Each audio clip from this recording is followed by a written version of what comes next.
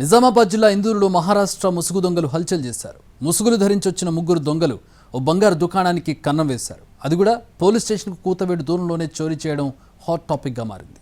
నిజామాబాద్ జిల్లా నవీపేటలో మహారాష్ట్ర దొంగల ముఠ బీభత్సం సృష్టించారు. అర్ధరాత్రి పోలీస్ స్టేషన్కు కూతవేటు దూరంలోని వైష్ణవి సిల్వర్ మర్చెంట్ షాప్లో చొరబడ్డారు. మాస్కులు, నల్లని దుస్తులు ధరించిన ముగ్గురు దుండగులు ముందుగా దుకాణం పక్కనే ఉన్న పలువురు ఇళ్లకు గొల్లాలు పెట్టారు.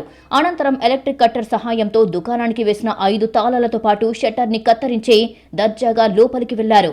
అనంతరం బంగారు దుకాణంలో ఉన్న 6 కిలోల వెండి, తులం బంగారు ఆభరణాలతో పాటు నగదును ఎత్తుకెళ్లి పోలీస్ స్టేషన్కు కూతవేటు దూరంలో దొంగలు గంటల పాటు అలజడి సృష్టించినా బంగారు ఆభరణాలు దోచుకెళ్లే వరకు పోలీసులకు సమాచారం తెలియలేదు.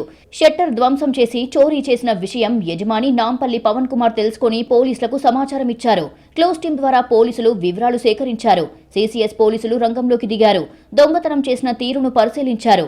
అయితే ఈ చోరీకి పాల్పడింది మహారాష్ట్ర దొంగలుగా ప్రాథమికంగా అంచనాకు వచ్చారు. దొంగలను పట్టుకునేందుకు 4 బృందాలను రంగంలోకి దించారు. మొత్తంగా పోలీస్ స్టేషన్కు దగ్గరలోనే చోరీ చేసిన దొంగలు పోలీసులకు సవాల్ విసిరారు. మరోవైపు అన్ని కోణాల్లో దర్యాప్తు చేసి దొంగలను పట్టుకునేందుకు పోలీసులు ప్రయత్నిస్తున్నారు.